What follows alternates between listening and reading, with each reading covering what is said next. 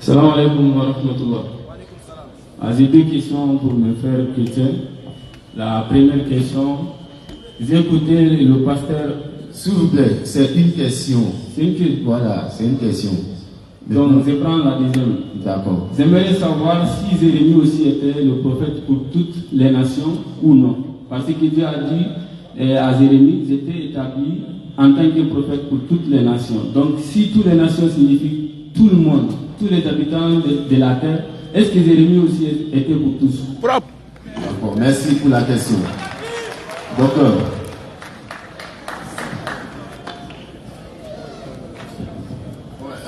Il essaie de chercher à comprendre, puisque la parole était adressée au prophète Jérémie, à savoir, il était établi sur toutes les nations.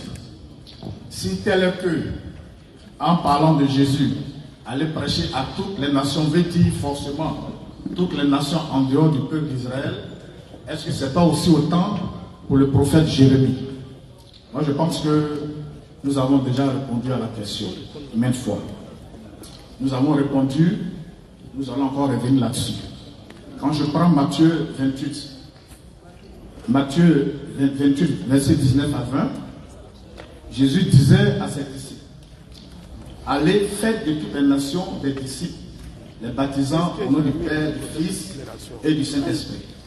Dans Acte 1, verset 8, il dit, et voici, j'enverrai sur vous la puissance de Dieu, et vous serez mes témoins, où ça d'abord à Jérusalem, dans la Judée, dans la Samarie, et jusqu'aux extrémités de la terre. Vous voyez? Il y a un commencement en tout. L'œuvre de Dieu a commencé en Israël. Dieu a commencé ça comme Abraham. Quand Dieu voulait, il a dit à Abraham, qu'est-ce que Dieu a dit à Abraham? Il dit, je vais te bénir. Je vais te donner des enfants qui seront nombreux, plus nombreux que les étoiles qui sont au ciel. Mais Moïse, comme s'appelle Abraham, il a eu combien d'enfants? Abraham, son premier fils c'était Ismaël.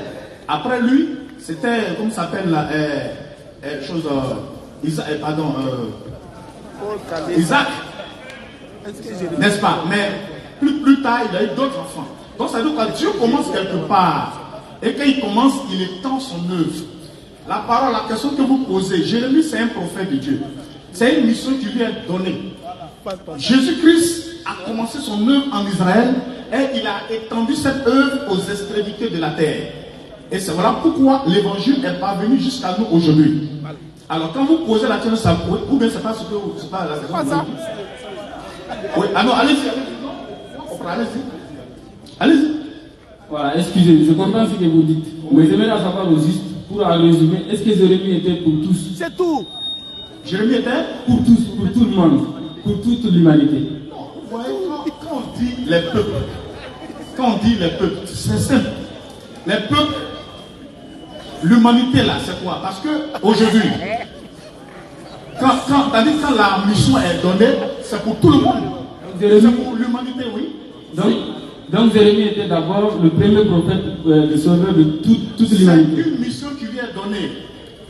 Voilà, c'est une mission qui lui est donnée pour prêcher à toutes les nations en son temps. En son temps. Oui. Donc il est le premier sauveur de toute l'humanité avant Jésus. Il n'était pas sauveur en fait.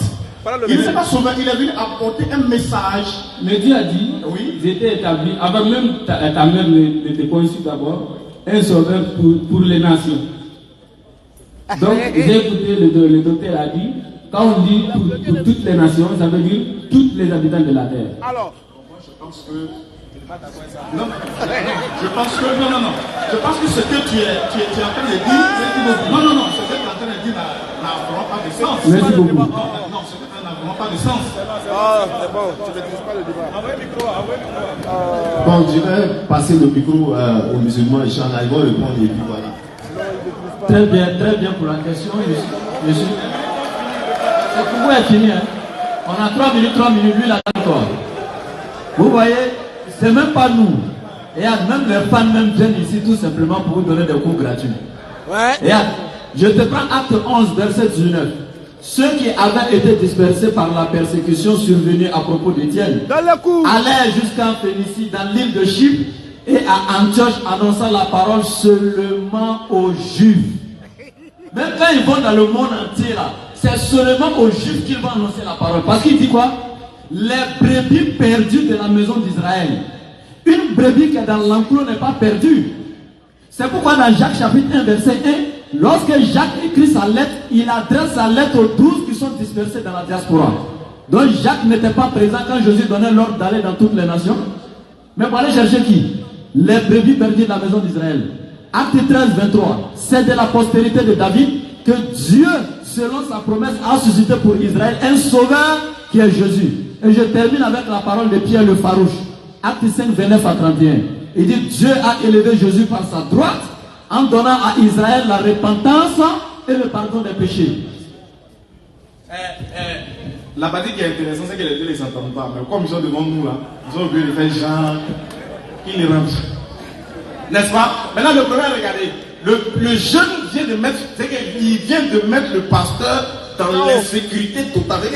Il a confondu le pasteur avec une simple question. Maintenant, regardez bien. Ils disent que Jésus est venu sauver l'humanité. Alors que Jésus lui-même, quand il était bébé, il a été sauvé par ses parents. Hérode voulait tuer Jésus. C'est les parents même qui l'ont pris pour fuir lui. Ils sont en train de fuir avec le sauveur. Voilà pourquoi il a lu Luc chapitre 2. Mais dans Luc chapitre 2 même là, verset 51, on vient de dire que Jésus était soumis à ses parents. Quand ses parents disent tais-toi, ils étaient. Couche-toi, ils se couchent. Sauveur de l'humanité est là. Attention mes frères. Lui-même a eu besoin d'être sauvé. Comment lui va venir nous sauver? Lui-même Jésus a eu besoin d'être sauvé par ses parents. Par ses parents? Oui. Vas-y, dis. Il me demande comment, pasteur. Il me demande comment. Lorsqu'ils furent partis, voici, un ange du Seigneur apparut en songe à Joseph et dit, lève-toi, prends le petit enfant et sa mère, fuis en Égypte et reste-y jusqu'à ce que je te parle. David, non. On dit qu'il faut prendre l'enfant, il faut fuir lui. Hérode voulait le tuer.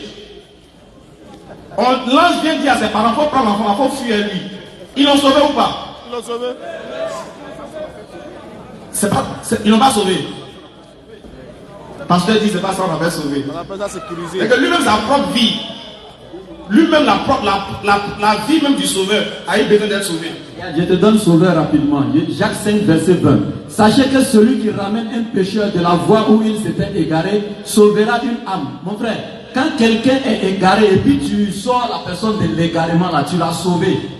Et on t'a donné plusieurs versets où le prophète vient sortir les gens des ténèbres, c'est-à-dire du péché à la lumière parfaite. Donc c'est un sauveur. Jésus en est d'accord qu'il est sauveur, mais seulement que pour Israël.